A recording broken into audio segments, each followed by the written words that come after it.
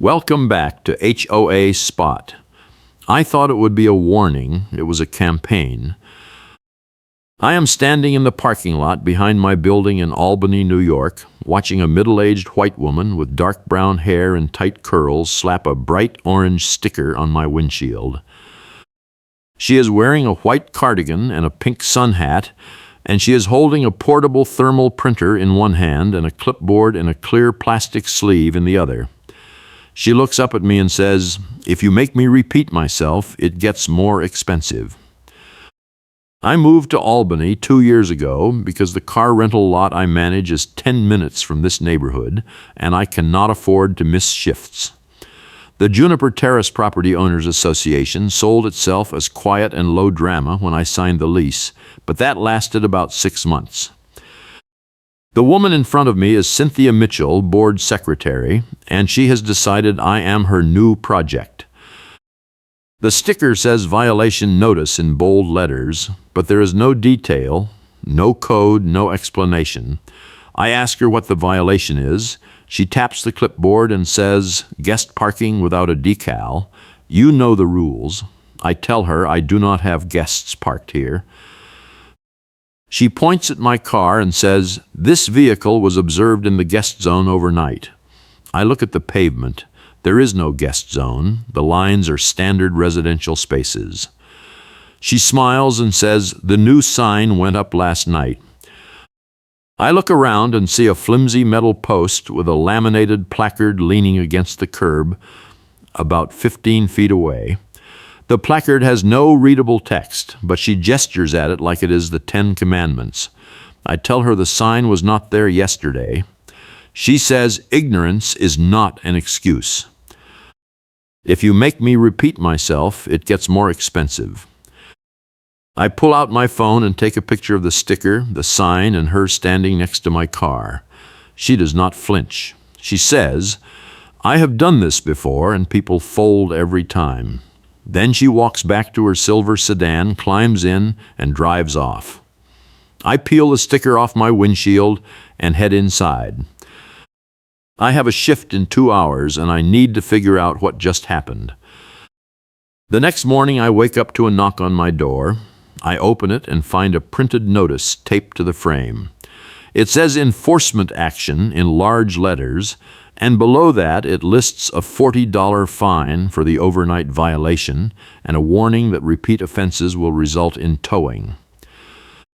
The notice is signed by Cynthia Mitchell, board secretary, Juniper Terrace Property Owners Association. I call the HOA office number listed on the notice. No one answers. I leave a message asking for clarification. No one calls back. That afternoon, I drive to the Albany City Clerk office on my lunch break.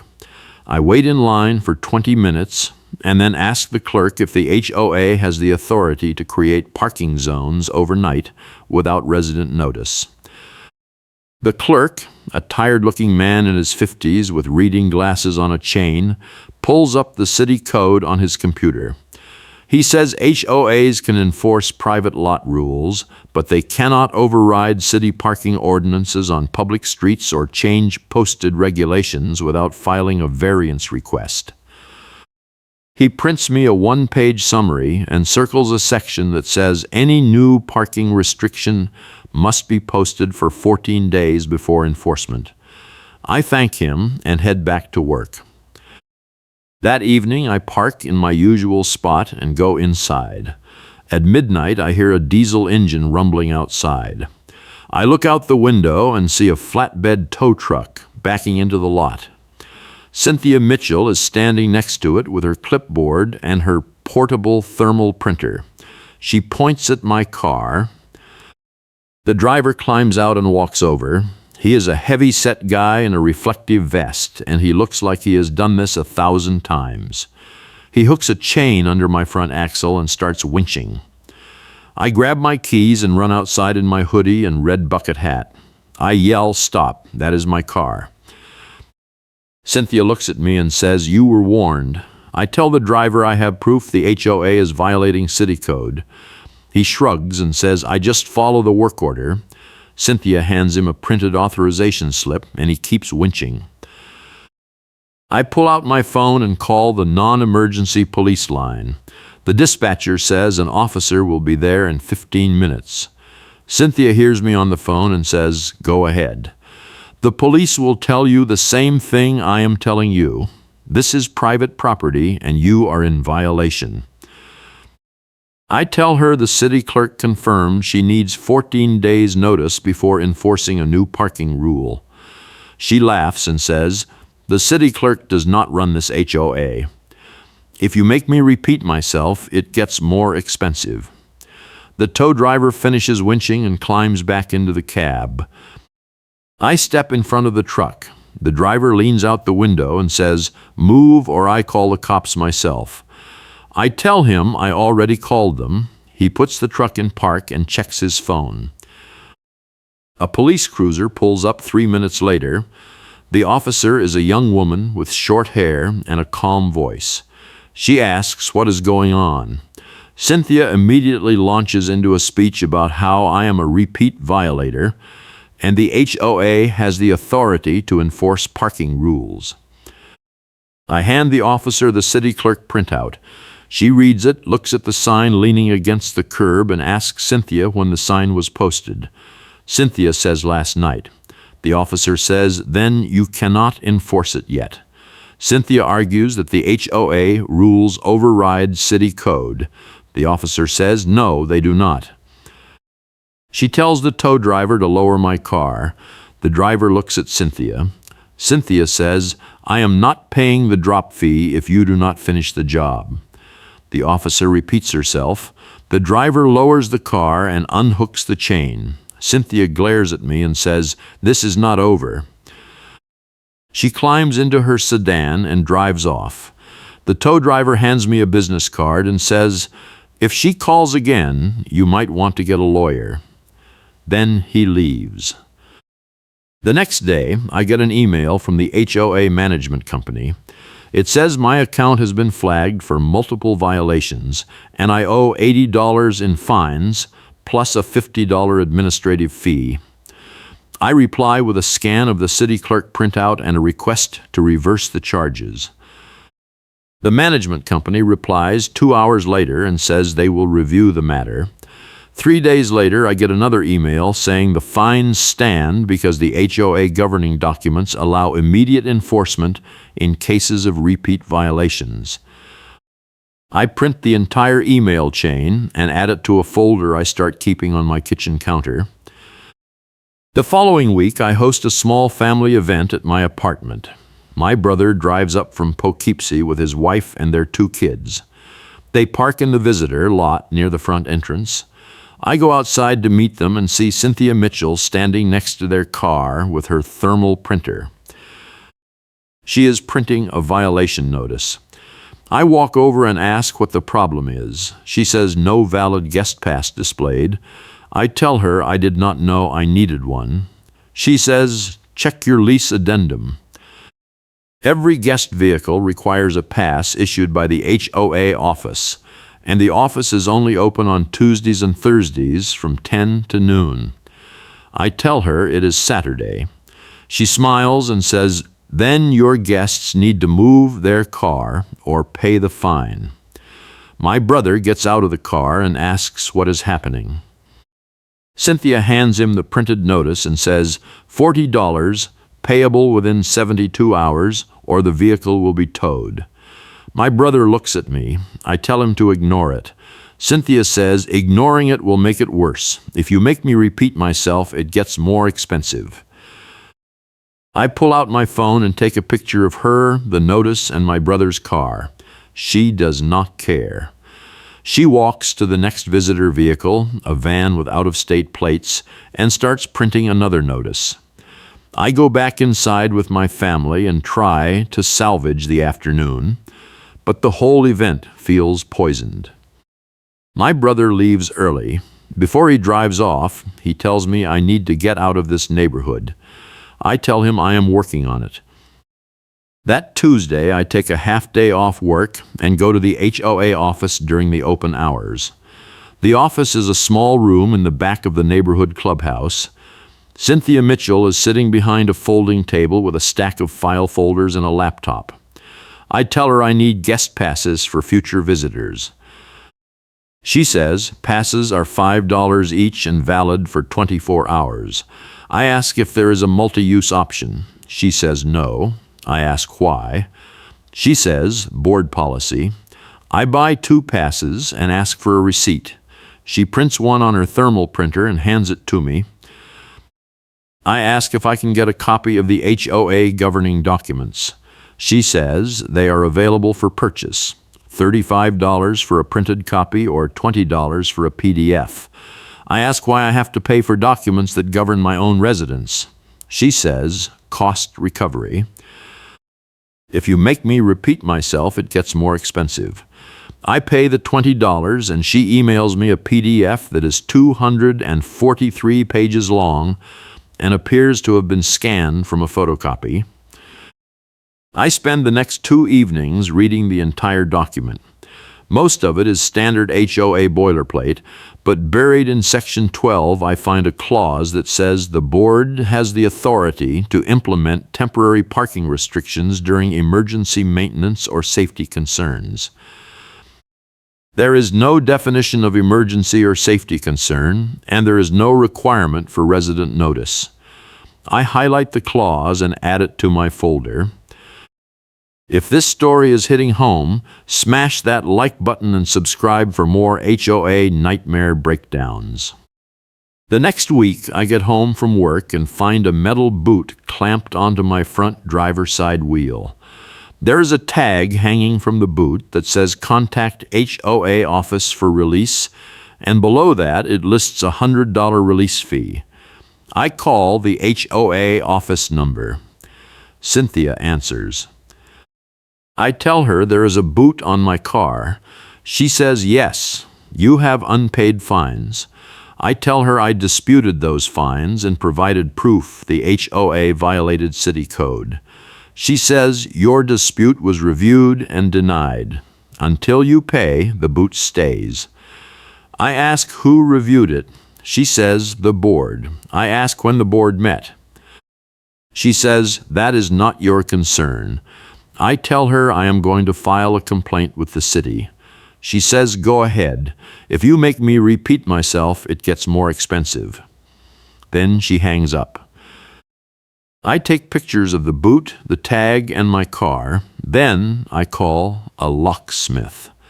The locksmith arrives 30 minutes later, looks at the boot, and says he cannot remove it without damaging the wheel. He suggests I call a mobile mechanic who specializes in boots. I find one on Google. The mechanic quotes me $150 to remove the boot and says he will be there in 2 hours. I tell him to come. While I wait, I walk around the neighborhood and count boots. I find 4 other cars with boots in the visitor lot and 2 more in the resident lot. Every single one has a tag from the Juniper Terrace Property Owners Association. The mechanic arrives and removes the boot in under 10 minutes. He says the boots are cheap hardware store models and the HOA is probably charging 10 times what they cost. He hands me the boot and says I should keep it as evidence. I pay him and carry the boot upstairs to my apartment. I add photos of it to my folder. The next morning, I get a letter in the mail from the HOA. It says I removed HOA property without authorization and I now owe an additional $200 fee for boot replacement plus the original $100 release fee. The letter is signed by Cynthia Mitchell and dated the same day I removed the boot. I call the HOA office and leave a message asking how she knew I removed the boot within hours. No one calls back. That weekend, I drive to a FedEx office and make copies of everything in my folder, the city clerk printout, the email chain with the management company, photos of the boots, photos of Cynthia printing notices, the receipt for the guest passes, and the highlighted section of the governing documents. I put the copies in a binder and mail the original folder to my brother for safekeeping.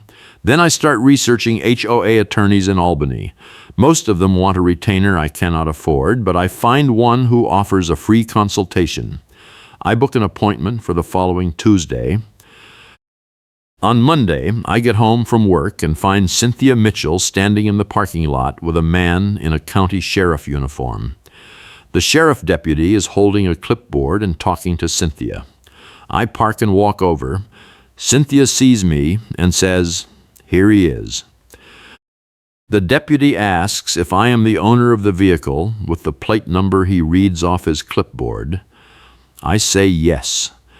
He says, "Ma'am here filed a report that you removed HOA property and you owe outstanding fees."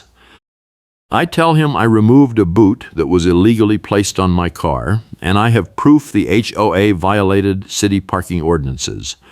He asks to see the proof. I run upstairs, grab the binder, and bring it back down. He flips through it for about 2 minutes, then looks at Cynthia and says, "This does not look like a criminal matter. You need to handle it in civil court." Cynthia says he stole HOA property. The deputy says he removed a device from his own vehicle. That is not theft. You can sue him if you want, but I am not writing a report.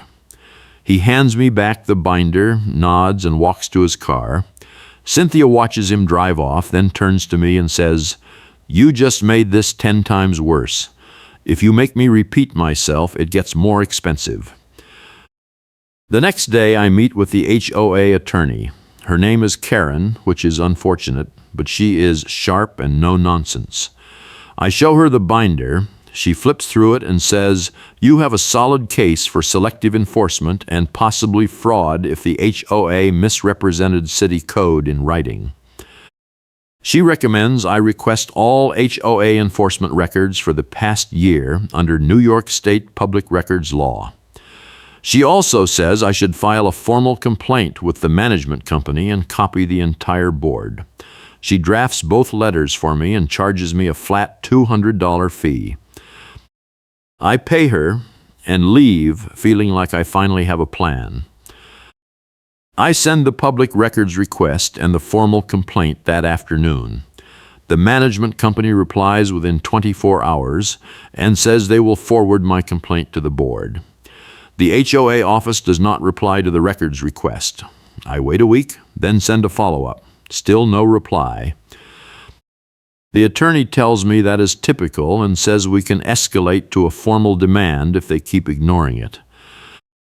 2 weeks later, I get a notice in the mail that says I am being sued in small claims court by the Juniper Terrace Property Owners Association for unpaid fines, boot replacement, and administrative fees totaling $640. The hearing is scheduled for 3 weeks out. I call the attorney. She says, "They are trying to bury you in process and hope you settle. Do not settle. Bring the binder and I will walk you through what to say." She also tells me to file a counterclaim for harassment and request my attorney fees. I file the counterclaim the next day. The morning of the hearing, I wake up to find my car booted again. This time there are 2 boots, one on each front wheel, and the tags say tow authorized if not resolved within 24 hours. I take pictures and call the mobile mechanic. He says he is booked until tomorrow. I tell him I have a court hearing in 2 hours. He says he can bump someone and be there in 45 minutes for an extra $50 rush fee.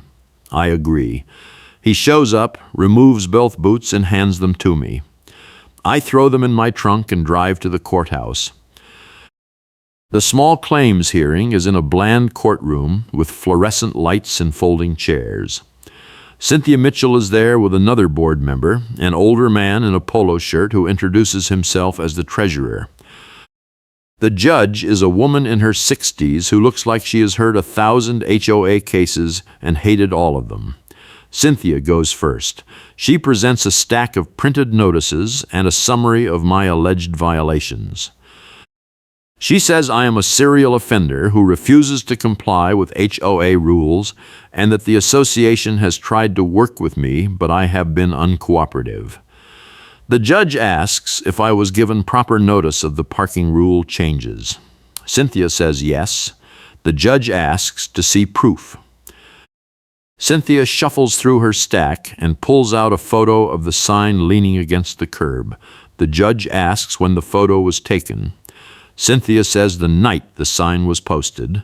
The judge asks if there is any proof the sign was visible or enforceable before the violations were issued. Cynthia says the sign speaks for itself. The judge turns to me and asks for my side. I open the binder and walk her through the city clerk printout, the timeline of the notices, and the photos showing the sign was posted the same night Cynthia started issuing fines. I also show her the email chain where the management company refused to reverse the charges despite the city code violation. The judge asks Cynthia if she was aware of the 14-day notice requirement. Cynthia says the HOA governing documents override city code. The judge says no, they do not. She asks if the HOA board voted to implement the new parking rule. Cynthia says it was an emergency safety measure under Section 12 of the governing documents. The judge asks what the emergency was. Cynthia pauses and says overcrowding in the visitor lot. The judge asks for documentation of the overcrowding. Cynthia does not have any. The judge flips through my binder again, then looks at Cynthia and says, "The plaintiff has not met the burden of proof that the defendant was properly noticed or that the enforcement actions were lawful. I am dismissing the claim and awarding the defendant his filing fee."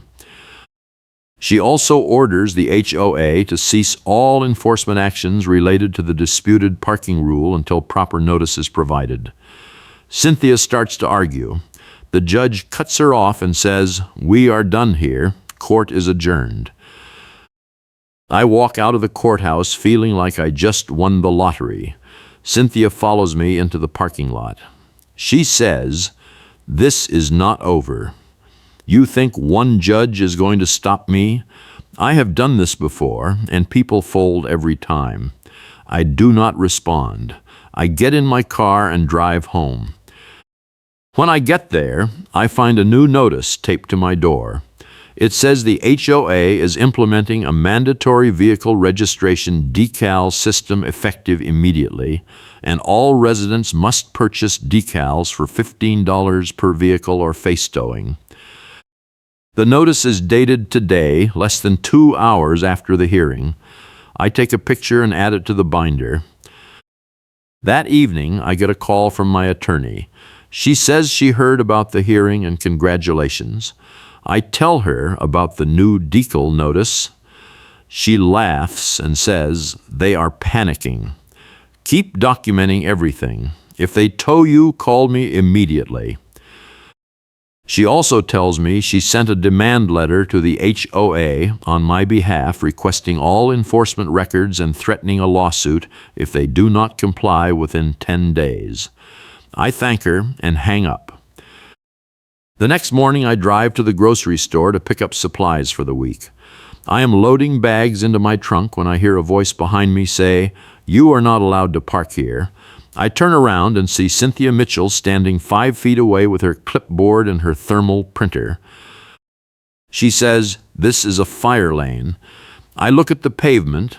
The curb is painted red, but I am not blocking anything, and there are 3 other cars parked in the same row. I tell her I am parked legally. She says, "No, you are not.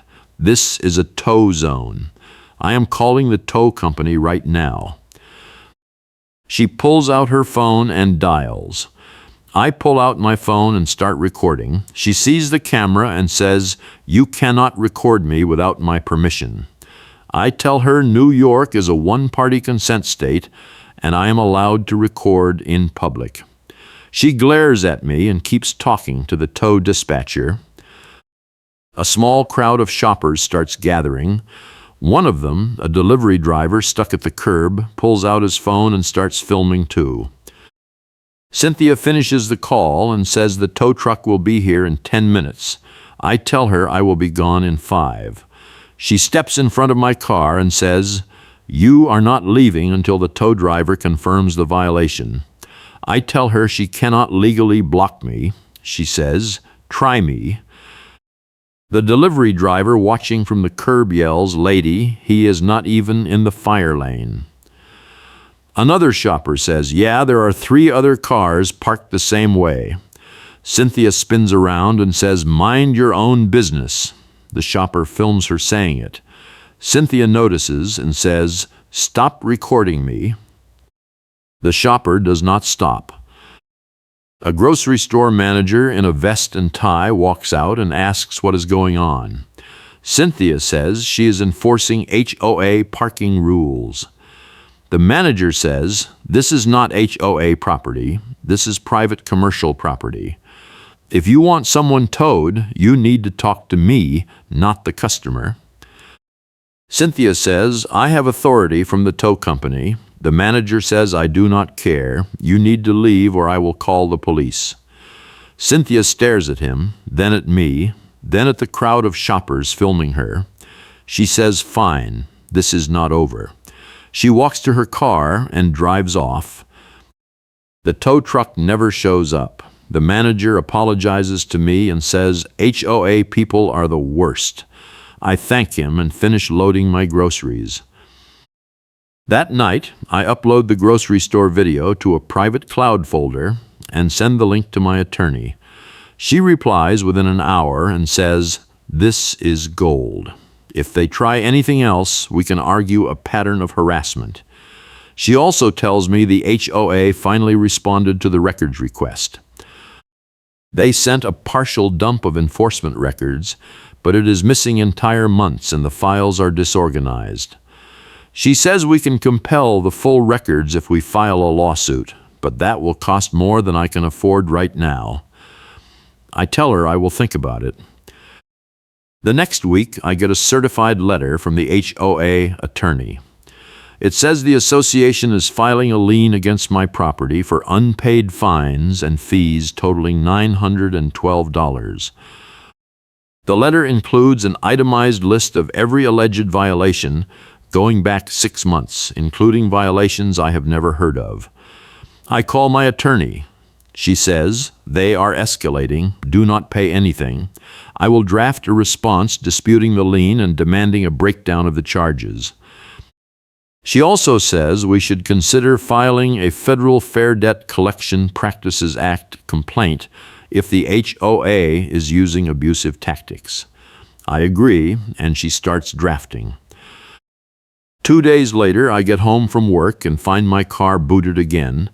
This time, the boot is on the rear wheel, and the tag says, "Lien enforcement, contact HOA attorney." I call the mobile mechanic. He says he is out of town for the weekend and cannot come until Monday. I call the HOA attorney number on the tag. A paralegal answers and says the boot will be removed once I pay the lien in full. I tell her the lien is fraudulent. She says, "Take it up with the court." I hang up and call my attorney. She says, "Do not touch the boot. Take photos and let it sit. We are going to use this." She also tells me she just received a tip from the city clerk. Apparently, Cynthia Mitchell filed a complaint with the city last month, claiming I was running an illegal short-term rental out of my apartment. The city investigated and found no evidence, but the complaint is on file. My attorney says she is trying to build a paper trail to justify the harassment. We need to flip this on her. That weekend, I get a call from a neighbor I have never met. He introduces himself as Greg and says he lives 2 buildings over. He tells me he has been watching the HOA target me for months, and he thinks they are doing the same thing to other residents. He says he has photos and emails of Cynthia Mitchell issuing bogus fines to at least 6 other people in the neighborhood, and he is willing to share them if I am building a case. I tell him I am. He says, "Good. Someone needs to stop her." We meet at a coffee shop the next day, and he hands me a thumb drive with about 50 files. I copy everything to my binder folder and thank him. He says, "Let me know if you need anything else." I spend Sunday reviewing the files. Greg was right. Cynthia has been running a selective enforcement campaign targeting anyone who complains or pushes back. One resident got booted 3 times in 2 weeks after he filed a noise complaint against a board member. Another resident got hit with a $500 fine for holiday decorations after she voted against Cynthia in the last board election. The pattern is clear and ugly. I forward everything to my attorney. She replies Monday morning and says, "This is the smoking gun." We can prove selective enforcement and possibly retaliation. I am drafting a demand letter to the HOA management company and the board. If they do not settle, we file in federal court. Monday afternoon, my attorney sends the demand letter. It requests immediate removal of the lien, refund of all fines and fees paid by me and the other targeted residents, and a formal apology from the board. It also demands Cynthia Mitchell be removed from the board and that the HOA implement a transparent enforcement policy with proper notice and appeal procedures. The letter gives them 10 days to respond. 3 days later, I get a reply from the HOA management company. It says they are conducting an internal review and they will respond within 2 weeks. My attorney says that is stalling. We will give them the 2 weeks, but start preparing for litigation. On day 9, I get a call from the tow company. The dispatcher says they are responding to a work order for my vehicle.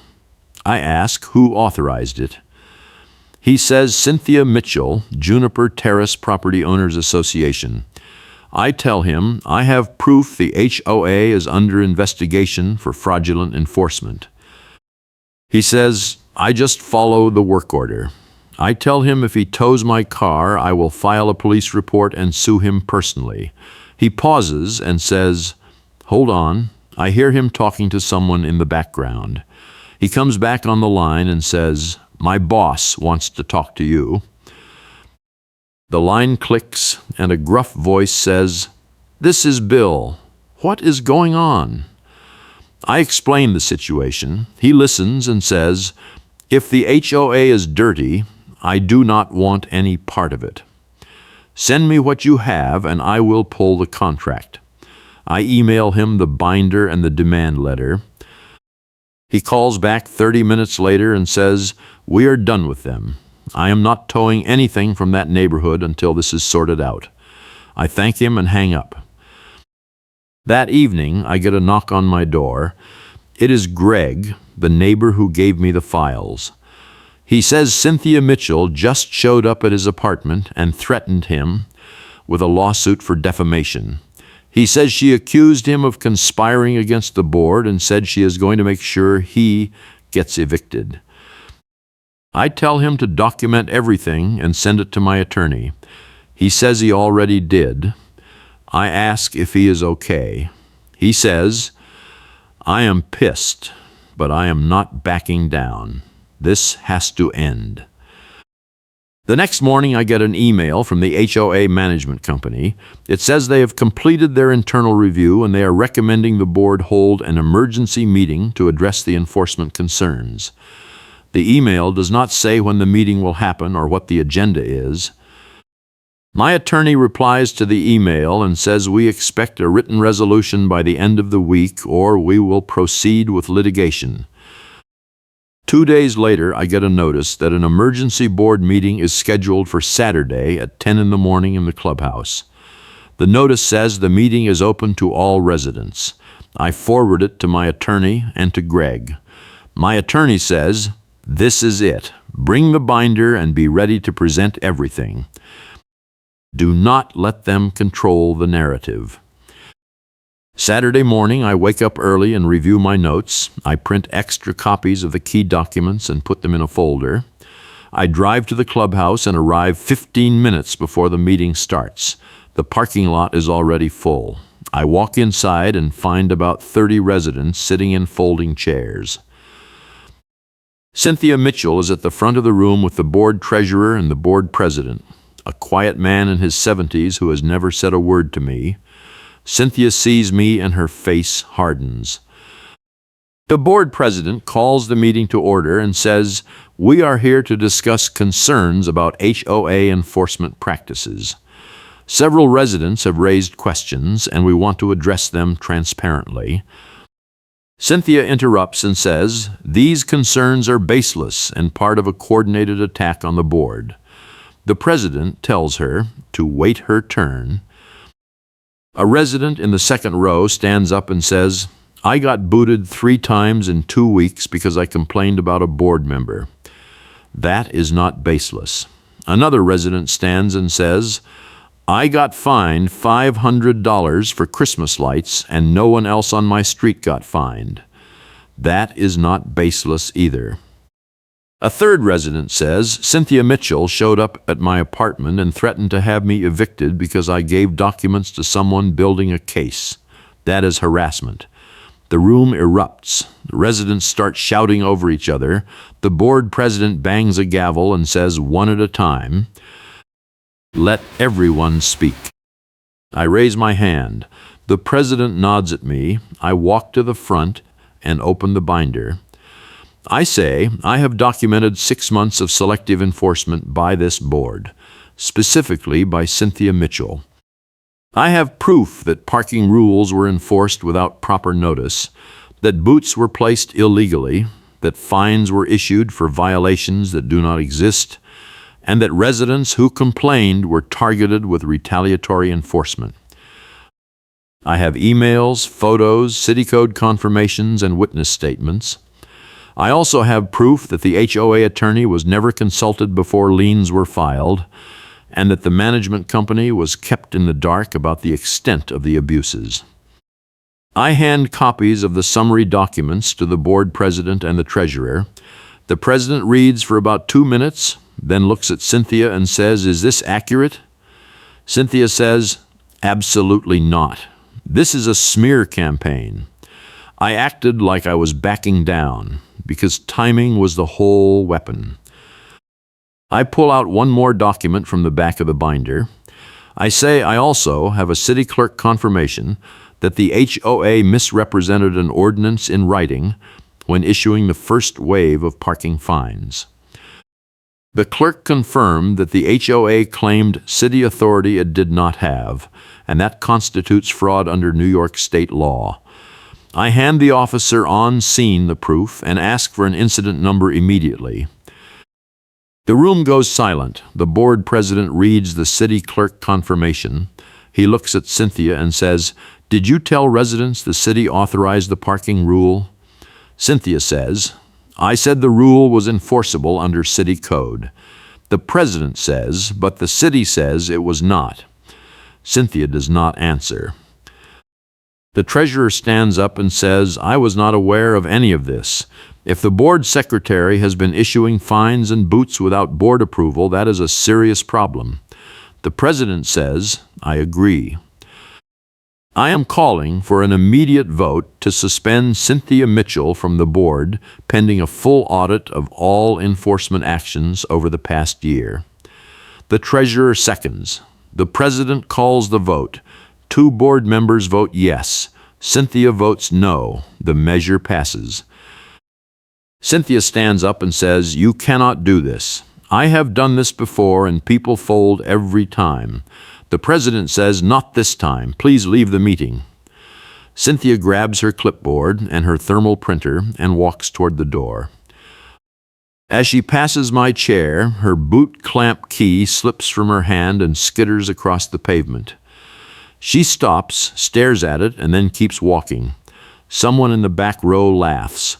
Another resident claps. The room erupts in applause. The board president continues the meeting. He says the board will hire an independent auditor to review all enforcement actions and refund any improper fines or fees. He also says the board will implement a new enforcement policy with proper notice, transparent appeals, and oversight by the management company. He thanks the residents for coming forward and says the meeting is adjourned. I walk out of the clubhouse feeling like I just survived a war.